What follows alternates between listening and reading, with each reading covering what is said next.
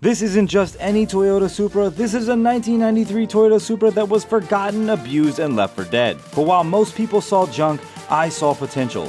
Sitting under years of grime and neglect was a legend waiting to be reborn. This is the craziest transformation that I have ever taken on. Welcome to the rebuild of the world's worst Toyota Supra turned into one of the best. This is Jack Builds It. Today the story starts off at MazWorks. We've talked about coming here before, and now we are here to check out the shop and see the process of what is going to happen to my 2JZ engine. These guys are the pros, and they are going to be the ones assembling the bottom end of the engine. So I'm at the machine shop right now, and this is actually my block, and I'm very excited to see what happens here. This is a 2J that has been fully torn down, taken apart. It has all of the freeze plugs drilled out, tapped. Same with the oil galleys, everything is done here. And the guy who's done this is this guy right here. Well, my name is Mark. I'm the owner-operator of MazWorks Manufacturing. We specialize in building high performance and street motors and race motors.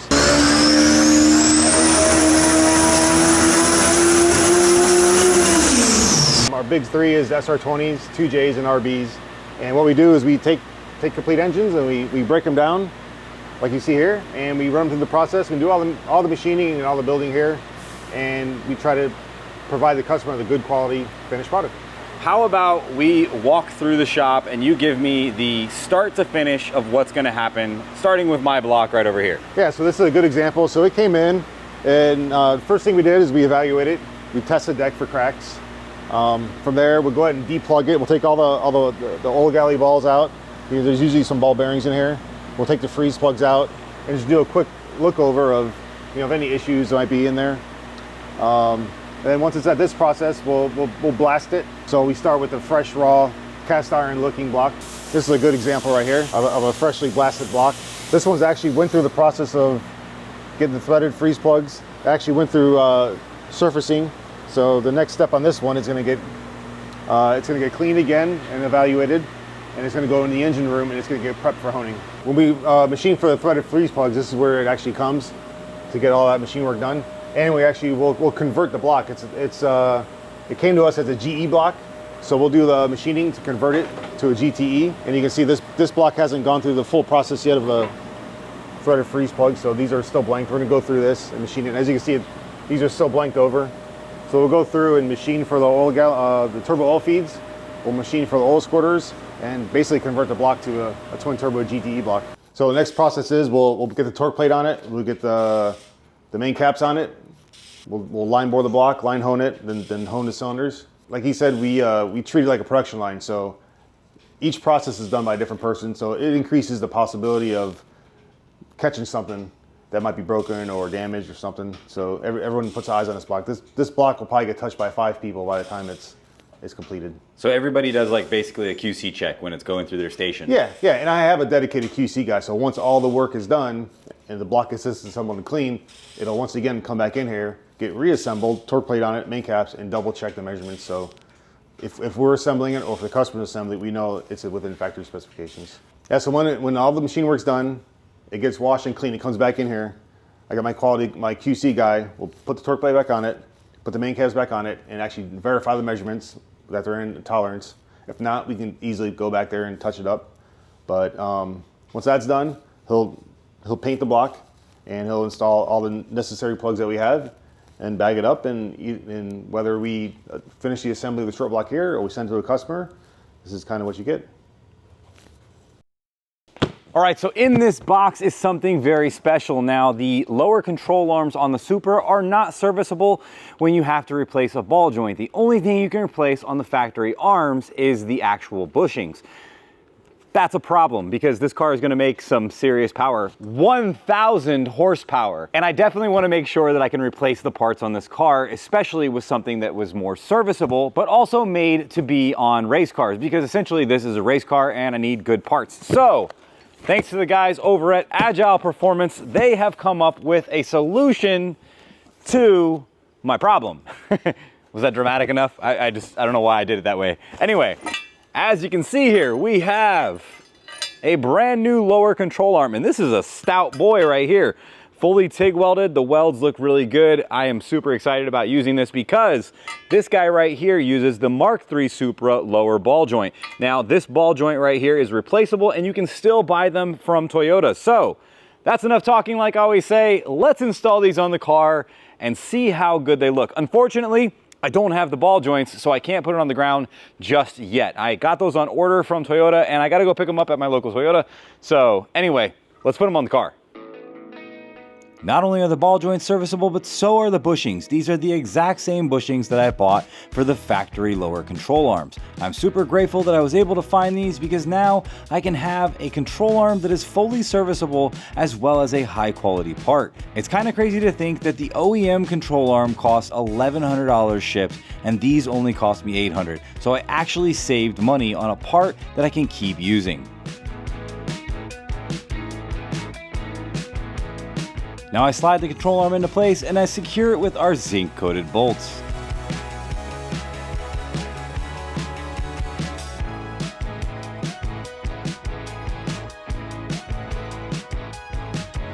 With everything coming together on this car, it's just an amazing feeling, guys. I cannot thank you enough for your support on everything that I do here on the Jack Builds It channel. I really appreciate it, and it makes it so that I can actually build these cars to the way that I build them. This is not cheap. It costs a lot of money to fully restore the cars the way that I do, and I really appreciate you guys watching. So if you could, give me a thumbs up because that really helps me out. And if you're not subscribed yet, do that too.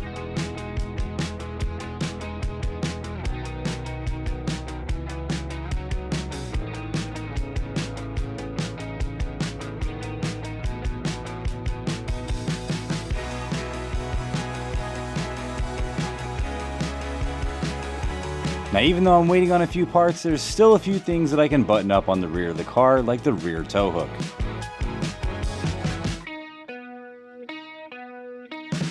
Next up are these rear subframe reinforcements.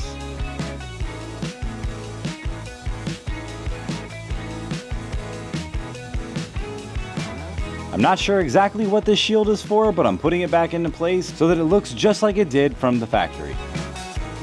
One of the things that I noticed about these pressure vents here is that they use plastic screws. When I tried to remove it off of the damaged piece, the screws were spinning inside of the plastic piece, which was spinning inside of the metal. So to solve that, I've taken riv nuts, drilled out the area, put riv nuts in place, and now 10mm bolts are holding this in place.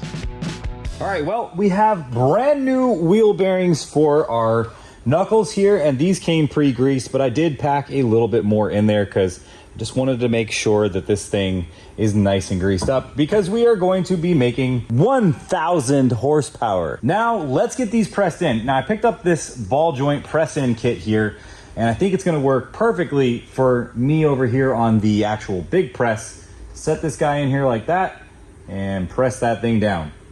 All right. Now I carefully press these into place because if you go sideways, you're gonna bend up your stuff and you don't wanna do that. So we use the press very carefully with these new ball joint presses to get these things into place. Along with new bearings, I've also got new snap rings. Now while I wait for parts, it's time to drive down to South Florida to meet up with my friend Matt from E3 Customs. And what would any drive be without some sketchy drivers coming into your path?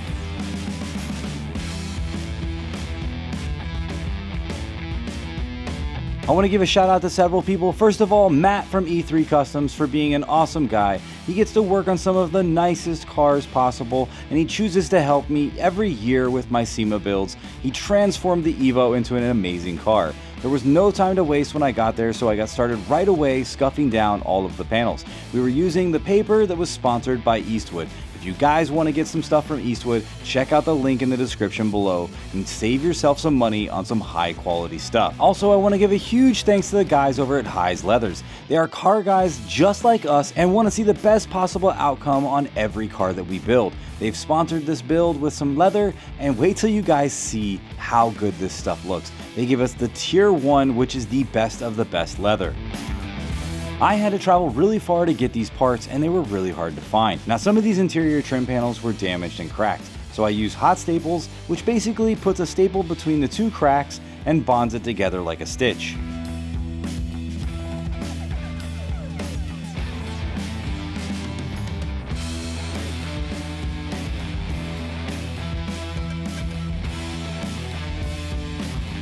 Okay, so I'm at E3 Customs right now. We have the leather in for the car. I'm looking at it. It's pretty crazy to see because it is exactly what you would expect. It is basically an entire cow that has been skinned. We ate the steak. It was delicious. I'm just kidding. Anybody who doesn't eat steak, you're just wrong in the head. But this is what it looks like. So this is called Castian brown, I think. Yeah. I don't know how to say it, but it's a Porsche color. I think it's brown. Brown. This is brown. It's brown. It's not saddle brown. It's darker than that. It looks really good though, dude. Like, I'm very excited to see this inside of the Supra. I mean, on the camera, it doesn't really come across as nice as it is in person. But what we're doing right now, Matt has a pin and he is going to be going over this piece of material because this is a tier 1 piece of material, but it is also going to have some imperfections in it that we're going to need to spot so that they don't pop up in the middle of the dashboard. Yeah, leather typically it's skin, so there's always going to be some flaws. Just how many of them are what, I guess, decides what tier quality leather the hide is. Like, for example, Ferrari rejects any hide that isn't 90 or 95% usable. So little things like this isn't really too much of a flaw. It's more of just a crease wrinkle, but you know, that you can mark out. So when we're doing our panel, you can, if you have to use this, you can put it somewhere where it's not as obvious. But let me see if we can find some actual flaws. And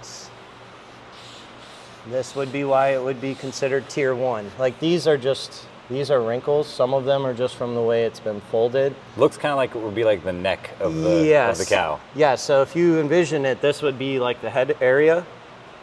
It's either the head or the tail, I forget, and I can't tell on this one because they cut a good bit of it off.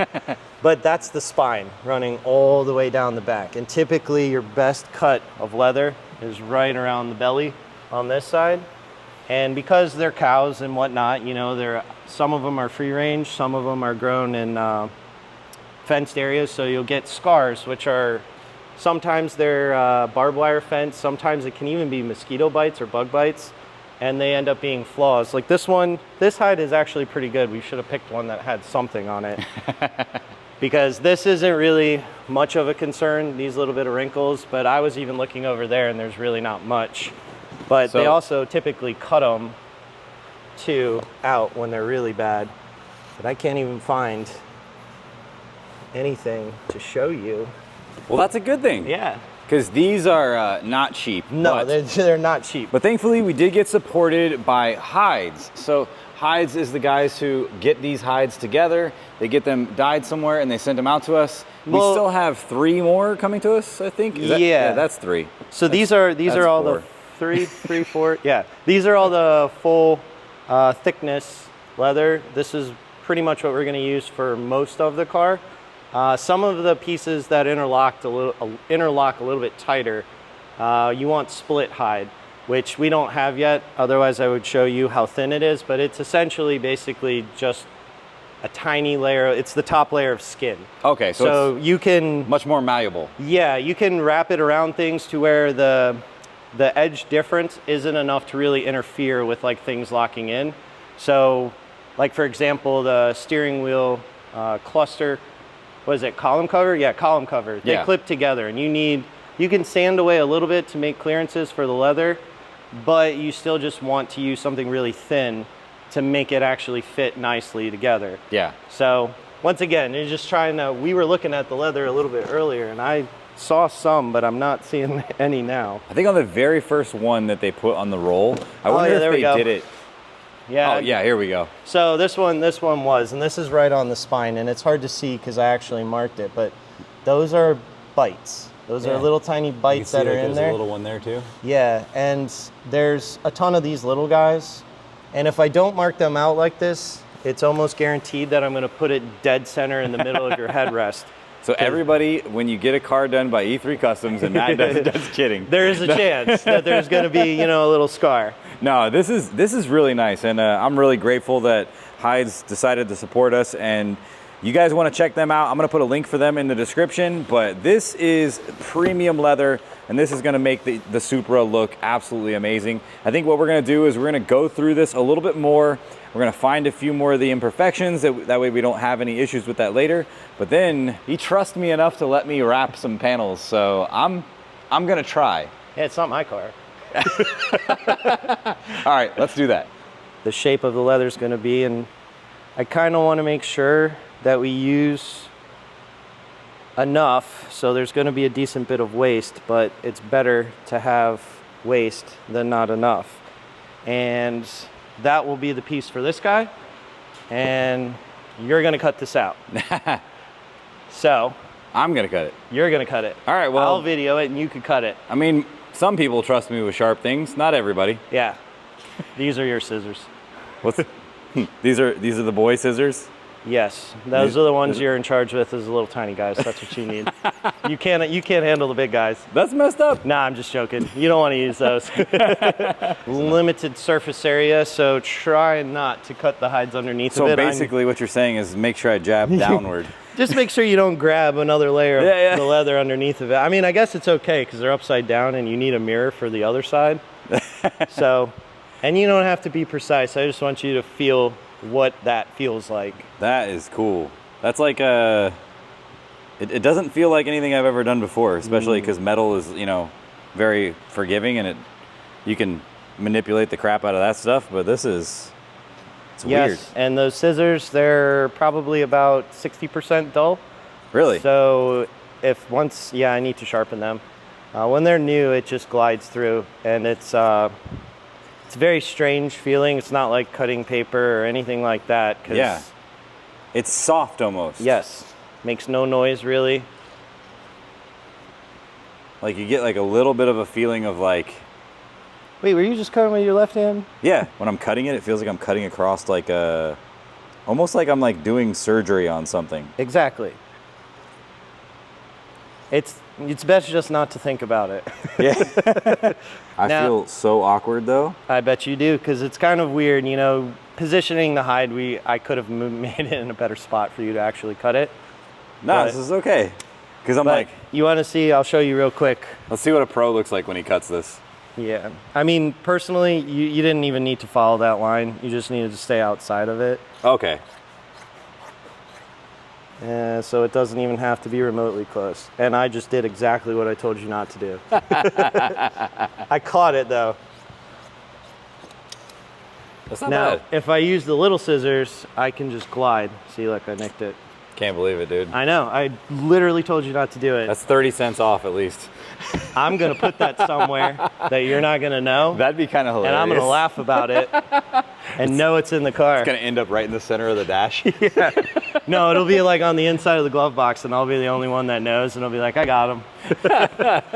It's okay. I'm going to guide you through it. And if you mess it up, I'll fix it. Yeah, he said he can fix it, so at least I know it'll be done. So does it matter if you wipe one direction or not, or just... No, it's more so just we're cleaning off a little bit of the sanding dust, but also opening the pores of the plastic. Okay. Even more so than how we destroyed it by sanding it. These pieces with the glue we're going to use, there are a couple options of glues that you can use for this. Like the Europeans use like a heat activated glue. Okay. This one, Strone, it's pretty good. The key to it is just spraying it and letting it dry completely. Okay. Show me like about the amount you would want on this. All right. So you play it on both pieces? Yes, it goes on both pieces. The plastic piece is a little more crucial than that to get an even spray on. Okay. Because while it's still wet, if you spray it too heavy, it's kind of hard to explain, but it'll like puddle up a little bit and it won't dry as good as it should. So you really want to start almost like you would paint, like spray paint something where it's like a light couple coat. coats. Yeah. Yeah. And this is going to blow away, so I'll move that. And that's why my bench looks like this, because I do. Eventually, you're going to want it to be almost green. Oh, okay. So not crazy, but like it's never a bad thing to use a lot of glue as long as it's done in layers, especially in Florida. I'm going to get the front side. And since it's 1,000,000 degrees in here, this will probably dry in maybe 10 minutes. Oh, wow, okay. So the key is like letting it tack up real good first and then laying it on, or right away you can do it? This is a pressure contact. So it is a little tacky even when it's completely dry, but it doesn't reach its full strength until you actually push down on it and may even apply a little bit of heat. Okay. So in the beginning, we can manipulate it, but the second that you push down hard on it, It's on. it's on. Okay. And when you go to pull it off, it's going to pull the suede, backing. the hair of the leather off the back of it. Okay. And then we're going to be screwed and we have to start over and prep the panel again, or there'll be this big weird looking bump in it. So like right now, this is kind of okay. You could almost do it like this, but I'm going to let it get almost to the point where you can feel like that is still kind of... Yeah, it's not as tacky yet. This is also a thing. So like there must have been a large glue bubble there, and you see how you like went all the way through? Yeah. So that would be like the telltale signs that the plastic isn't going to take the glue, or you sprayed too much or something like that. So when we do the next coat, we'll come back, we'll let it dry, and then I'll use the finger test and see how it's going to stick. Okay. That's where the Strone really shines, because like that glue you could put on there and you paint it on typically, and it'll be smooth to the touch, so you can like position the leather all you want, and it doesn't stick until you heat it. That's pretty cool. It's cool to see how like as it's like literally within like the last 30 seconds, it's gotten even more tackier. Yeah. And the leather piece I'll show you, you can put that on super heavy. Doesn't really matter how the coats are, but the plastic pieces are the ones that matter, because like these, nice and even. Yeah, because these are like, they almost look like little bubbles, but yeah, even then they're pretty solid. Okay. So it's adhering. That was just like a... That was kind of just a test, because like an early test, kind of? Yeah, I don't know if I can make it happen, because we did do a pretty good job prepping it. But if I push down hard with my thumb, I don't have glue on here, so it's not going to stick to it, but it will bite and lift. Yeah. And it's not doing that. Okay. So this one should be pretty good. But we'll do one more coat, and then I'll show you how much we can blast, and then you could spray the leather. Cool.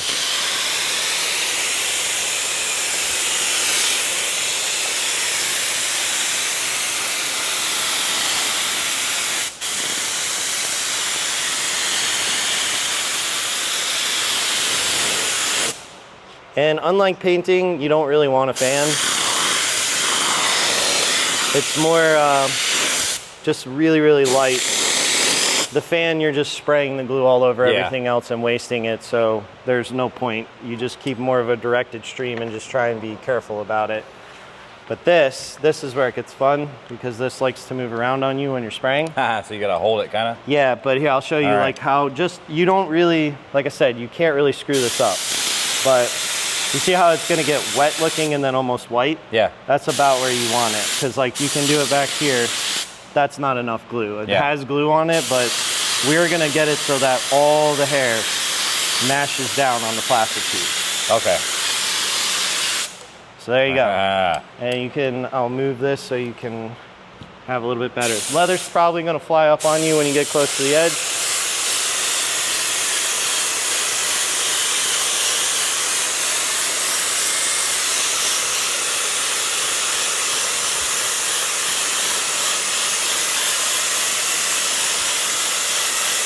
It's pretty cool. I like this. You like the smell too, right? Yeah, it's making me really happy right now. So now, I'm just going to set it for you so that you can wrap it. Yeah, yeah. And what I said Brave before, man. you remember, this is pressure fit, or pressure contact. So taking it and pushing it means it's stuck. That means it's on. Yes, you can pull it off because I did such a small area, but this is just so that we can flip it over and put it in the right spot. And then you can sit there and you can sit there and do the rest. Will work. Okay, so you can put your hand where I push down on it. So Stopped. like it's all finished right there. Okay. And use that as your guide to just kind of pull down. Pull down and kind of work. There, way? you've got it stuck, but see how you pushed it with your thumb? Yeah. You need to make sure that you keep pressure this way. It wasn't tight enough. Yeah, because otherwise what you were about to do is put a wrinkle in it. What if I did it like this? You can do that as well, because that whole area is flat. Just keep in mind what you're doing down here as well. The shadows. So this area You're good. there. You're fine. Yeah, this is a skill that definitely takes some time to learn all the little quirks, because I can tell you right now, like I can see this being one of those things where I'm like, I got this. It's not that hard. And then all of a sudden I'm like, I hate this. Because I know that you did a good enough job pulling this way, you could finish this whole edge. And okay. The way you do that is pulling backwards, but using your other finger at the same time to just kind of set little pieces. You see what I'm doing, like in between? So that way you know that there's a decent bit of tension across the whole part, and then you can come back and just pinch the rest of it in between. Do it in like small sections? Yeah, and I mean, it's just so that you're comfortable, you know, getting it wrapped around, but you want to make sure that you're giving some outward pressure, and if it's all the way to the end already, then you've already made it, and we don't really need to do much more as far as stretching. Matt makes some quick work with the scissors to cut this down, and then shows me exactly how to wrap around the edges.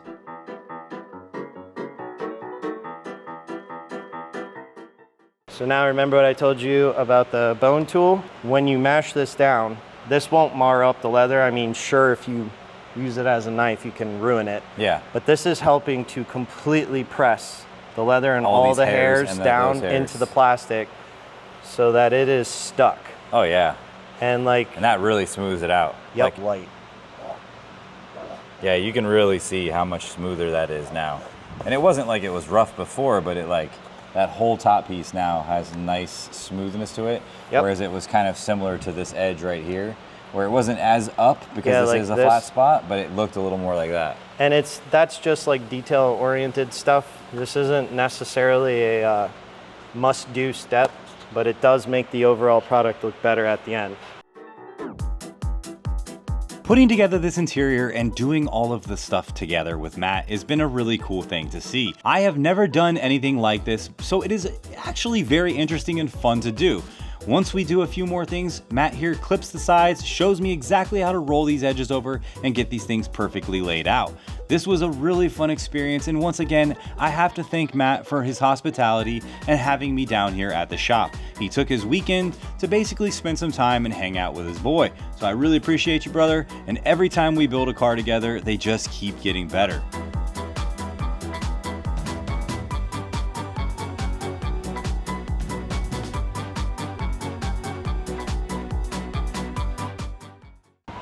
All right, so there's where I made a mistake right there. I'm gonna heat this up, and you're gonna watch this go away. It's not even really a mistake. It's just something doesn't look like the rest. There it goes. Bye-bye. That's awesome. Almost completely gone. That's crazy. And then just for good measure,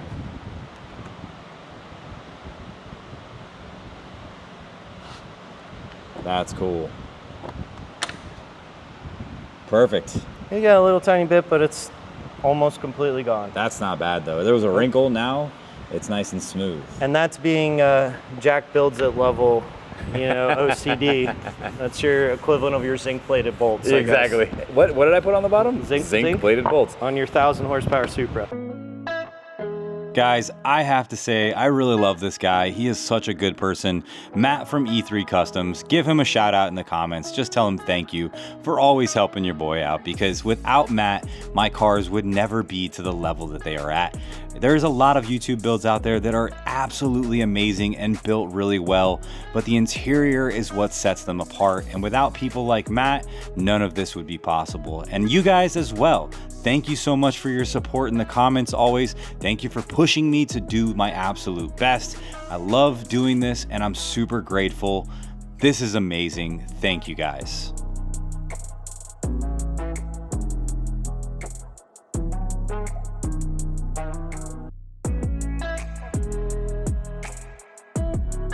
This was my first time ever attempting to wrap a headliner, and thankfully I had a pro like Matt to help me with this. He took on the more complex areas like around where the visors are, and I smoothed out the back, which was a little bit easier.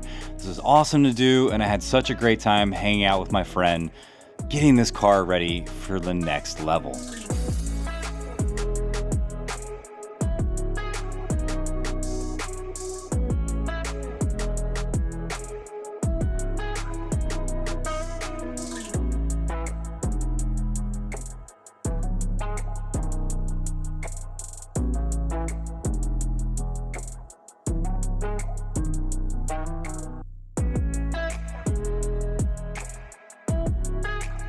This is where being an expert in your craft shows so much. Matt took this seat apart, and I'm not even kidding, in about 10 minutes. He fully disassembles it, takes all of the pieces apart, then disassembles all of the fabric and has all of the patterns laid out perfectly so that he's able to make an exact copy of each one so that when building the seat out with the leather, it looks exactly the same and fits exactly the same as it does coming straight from Recaro.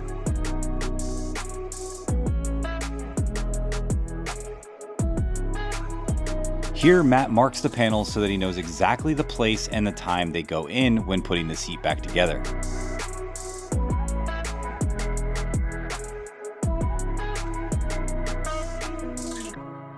Okay, so what have you done right here? I see labels, arrows, numbers, and a bunch of stuff taken apart. Yeah, so this is your seat bottom, and pretty much all I did was cut it up so that I can use these pieces as the template for your new seats. And the way that all of these pieces lay out, that's why I have them numbered with arrows, so that I know that, you know, 1 and 2 go together. Along with these little triangle marks, we call them travel marks.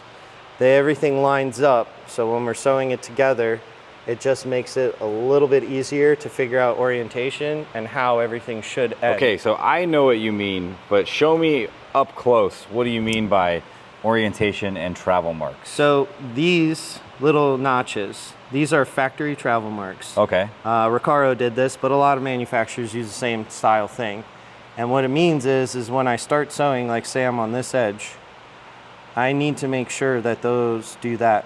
Ah, okay. All the way across. And it seems like these two pieces would be fine when you're sewing it together, but they move a lot and sometimes leather drags, and you can stretch the piece out ever so slightly that by the time you get to the end, you can be short. So you're basically using that as a guide? Yeah, it's just to help me along the way as I'm sewing it to make sure everything is in the place it should be so that I know the overall shape of the seat is perfect. I was just gonna say, so with those, when you saw when I was cutting it apart, there's a very specific order too in which you have to sew things together.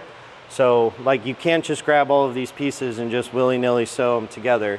It really matters how it goes. So in case I was showing you, this one and this one are actually the first two pieces that get sewn together. Not this guy, even though it's got a number 1 on it, because it had a decorative single stitch, and this piece kind of ends in a weird position that this one makes up. So I have to sew these two together first, do the beauty stitch on it, then I can sew this piece to it, and I'll have a complete side bolster of the seat just sitting off to the side. I repeat the process with that one, and then you move up to this guy, because this is your leg support. You sew these two little wings in, and then these two together. Then it goes to the main panel, and then you can finally sew the two sides together. Awesome. So basically just giving yourself a pattern and an order ahead of time, so that way when you go to put this thing back together with the new pieces, everything lines up perfectly. Everything lines, nothing's distorted. You can get weird like wrinkles if things are sewn just a millimeter or two out of place that, you know, sometimes you can work out, sometimes you can't. But why bother when you know exactly where they're gonna be with travel marks? And as long as you're paying attention as you sew, everything works out. Cool. So we're not gonna be using a pattern like this anymore. We are gonna be using the basket weave. Yeah, so but there's a few things we gotta modify, right? Yeah, I'll bring this over so you can see, since we're doing the seat bottom. The original Recaro GT seat has this design in it, and we don't want that, because the CS's, I think, have a little bit cleaner look, and it's basically a solid panel all the way through. So what I have to do is I actually am going to fill all the foam to make this just a nice smooth panel, which will take this piece, and this piece will then turn into just one big panel of the basket weave that we're gonna do. That's gonna look so good. Yeah. Yeah. So we don't have the basket weave yet, and we still are waiting on another 3 hides. So two of them are going to be used for the basket weave, right? No, yeah, no. One of them, I believe one of them is the basket weave. The other 2, or maybe it was 1.5, were being split for some of the more detailed stuff. So thinner leather. Thinner leather, split leather, thinner. Yes, much thinner. It's just the skin. It's like the top layer of the leather only. Okay. But the basket weave, there's a few people that do it in the world, so it's getting sent out. I believe the guy that's doing it is in Latvia. For that, he has a really cool setup. The way that they do it's an interesting process. But yeah, he does really, really good work. We've used him a couple of times. The problem is since there's not many people that do it, the wait time is nuts. And I think we're on 4 weeks, so it'll probably be 6 weeks by the time we actually get the material. So in like a couple weeks, we'll probably see it. Yeah, it should be, I think at this point, I know it was in production, so probably another 2 weeks before it lands here. Okay, well that's not bad. I mean, by that time, you're gonna have all of the stuff cut out that you need to cut out. We are gonna add a little bit of black Alcantara into this, a very, very little amount. I want this car to have just a little bit of a breakup inside on the interior, but man, I'm really excited. We got a lot of work done, as you can see, to all these parts over here that are sanded. You still have a lot of stuff cut out. I wasn't allowed to touch that because I will mess that up. Yeah, the dash is different than all the other pieces It's that soft. we were prepping. Yeah, it's got a, it's like a plastic layer over top of it. Okay. And it's a different prep process. Still sanding it, but it's a little bit, if you mess it up, it's a much bigger deal on that piece than it is, say, grinding too hard on a plastic Yeah. one. You can't really go through on the plastic. No, but you can do some weird stuff with that. Sometimes it'll melt, and you know, like you just need to get it to a certain point, and the glue will accept it or it won't. And if it doesn't, like there's just going back and forth testing to make sure that it's actually going to stay. Cool. That's the one I might use the heat activated glue on. It just works a little better. That's cool. Like, so we have a lot of work cut out left. Matt is going to get very busy and he's going to knock out these things. Well, when I say we, I mean Matt, because I don't know how to do this stuff, but I was here today and I did a lot of work. You do know how to do it. You did some of it. Yeah, we did a headliner. Yeah. You know, I mean, I did a headliner. You did. You wrapped the headliner. You cut some leather. I said I did like barely half of it. Yeah, but I mean, you helped me sand, which, you know, that's what you do on your channel. Yeah, exactly. Jack sands it. Yeah, Jack sands it. Not sends it, it sands it. Sands it. Yeah, but the leather, you know, you did wrap the one pillar. That was really fun, dude. I enjoyed learning something new. And I see like how much skill there is in that involved. It's like a lot of very meticulous, like making sure you're doing things very thoroughly. Like there's one little tiny spot you mess up, and there's all these different things that you can do to fix that, or, you know, not fix that, or basically screw up and you know, have to redo it again. So for me, that was interesting to see. I really liked watching how you corrected that tiny little ripple that I caused. And yeah, heating stuff out is kind of fun to watch. It's, you know, interesting to see something real time go from being not even really a problem, more of an annoyance, to completely disappearing. Definitely. With just knowing the material and how much to heat it and what you can and can't do with it. And it doesn't really change anything. It doesn't affect the leather because we never got it hot enough to where it would change color, get hot, get hard, I meant, or shrink up even more. It was just enough for it to squeeze it in and a little tiny bit. Pull it right back together. Yep. Cool. And it's going to stay like that. So yeah, that's how the rest of the car is going to go. And now that we finally got all of the materials, it'll be a few weeks until you're ready, because I'm not going to bring this beautiful interior up until your car is actually almost running. Well, I think this week we will be on the ground with the suspension, waiting for a few parts. I am ordering some OEM stuff, but as far as I'm concerned, this was a very productive week. We got a lot of stuff done. We saw how the engine is going through the process of being machined, getting the cylinders honed, getting all the bottom end built. The next episode, we might be going up to New Jersey to visit David at Head Games, where we're gonna have our head completely built with all GSC parts. So until then, I'll see you guys in the next video. Peace.